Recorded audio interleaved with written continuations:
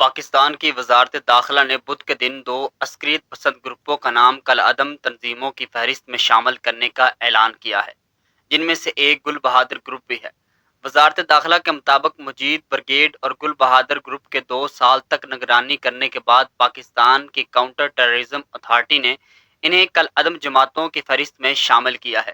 خودکش حملہ آور سمیت 10 خودکش بمبار ہلاک ہوئے تھے، لیکن گل بہادر کی عسکریت پسندی کی تاریخ اس سے بھی بہت پرانی ہے، جس کا آغاز 2001 میں افغانستان پر امریکہ اور نیٹو افواج کے حملے سے ہوتا ہے، جس کے بعد ایک وقت ایسا بھی آیا جب گل بہادر گروپ کا نام گڈ طالبان سے مشہور ہوا، کیونکہ شمالی وزیرستان میں فعال اس گروہ کے سربراہ نے پاکستان کی فوج پر حملوں سے اجتناب کیا۔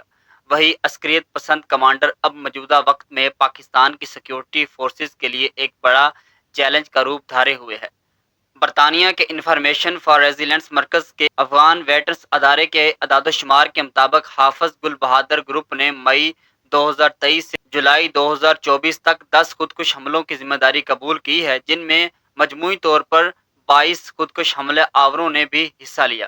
گل بہادر کون ہے اور ان کا نام گڈ طالبان کیوں پڑا، جبکہ وہ باضابطہ طور پر کبھی کالعدم تحریک طالبان میں شامل ہی نہیں ہوئے، اور افغان طالبان کے حقانی گروپ سے ان کا کیا تعلق تھا؟ اس ویڈیو میں ان تمام سوالات کا جواب دینے کی پوری کوشش کی گئی ہے۔ ایک مدرسے کا طالب علم عسکریت پسند کیسے بنا؟ صحافی رسول داوڑ کے مطابق شمالی وزیرستان سے تعلق رکھنے والے گل بہادر نے مدرسے میں دورے طالب علمی کے فوراً بعد عسکریت پسند اختیار کر لی تھی۔ رسول داوڑ کے مطابق گل بہادر ماضی میں دیوبند مکتبہ فکر سے تعلق رکھنے والی پاکستان کی اہم مذہبی سیاسی جماعت جمعیت علماء اسلام کے مولانا فضل الرحمان دھاڑے کے فعال رکن تھے، اور اس جماعت کی طلباء کی شمالی وزیرستان شاخ کے سربراہ بھی رہے۔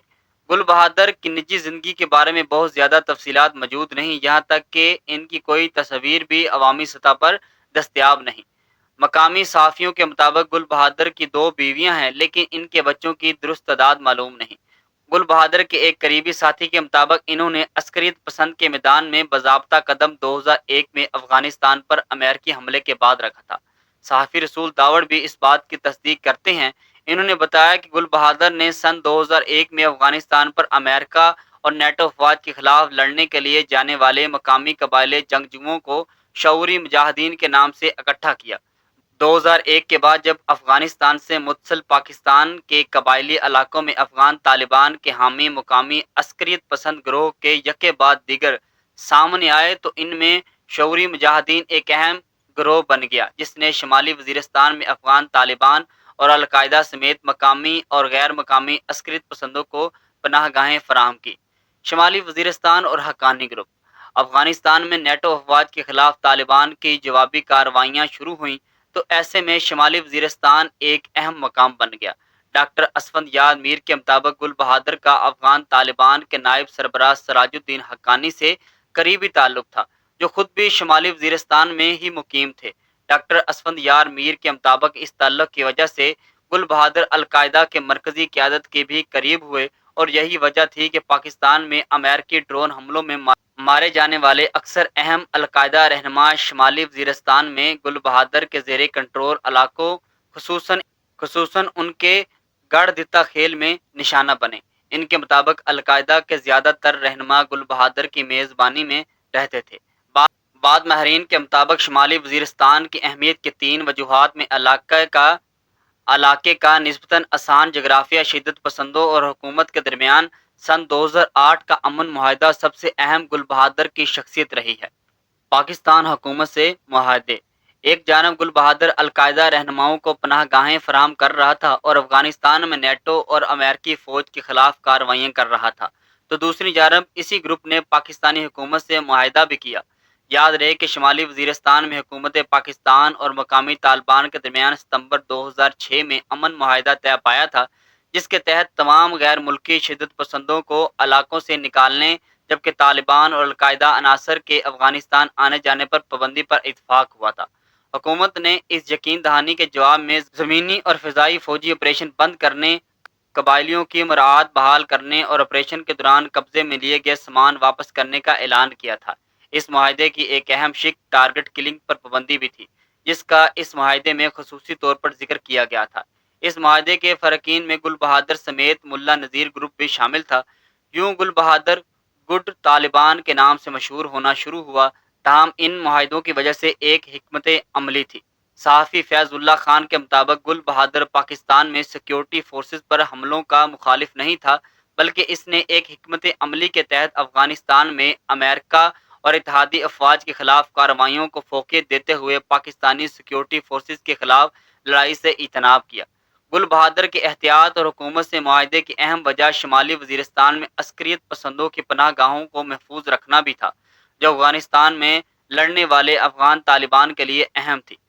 دوسری جانب گل بہادر نے اپنے زیر کنٹرول علاقوں میں رہنے والے القاعدہ اور کالعدم شدت پسند تنظیموں تحریک طالبان کی جانب سے پاکستان میں حملوں کی مخالفت نہیں کی، لیکن حکومت کے ساتھ امن معاہدوں کی پاسداری کرتے ہوئے گل بہادر نے عسکریت پسندوں کو شمالی وزیرستان میں حملوں سے سختی سے روک رکھا۔ اس کی ایک مثال 2011 میں شمالی وزیرستان کے مرکز میران شاہ کے قریب تحریک طالبان کے سربراہ حکیم اللہ محسود کی گرفتاری کے لیے ایک ٹھکانے پر سیکیورٹی فورسز کے چھاپے کے بعد سامنے آئی، جس کا ذکر پاکستانی طالبان کے موجودہ سربراہ مفتی نور ولی محسود نے 2017 میں شائع ہونے والی اپنی کتاب انقلاب محسود جلد اول میں کیا۔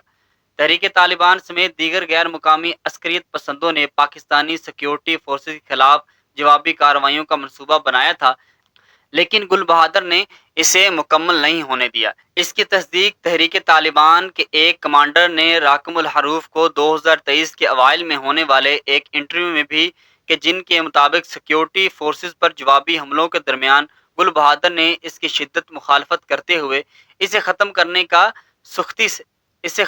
کا سختی سے اعلان کیا اور خلاف ورزی کی صورت میں سنگین نتائج کی دھمکی بھی دی۔ اس دھمکی کا نتیجہ یہ نکلا کہ سیکیورٹی فورسز کے خلاف طالبان کی جوابی کارروائی روک دی گئی۔ گل بہادر شمالی وزیرستان میں سیکیورٹی فورسز پر کسی بھی حملے کو عسکریت پسندوں کے خلاف سازش قرار دیتے تھے، تاہم اسی دوران یہ معاہدے ٹوٹتے بھی رہے اور کئی بار گل بہادر گروپ نے حکومت پر معاہدے کی خلاف ورزی کا الزام لگاتے ہوئے کارروائیاں بھی کی گئیں۔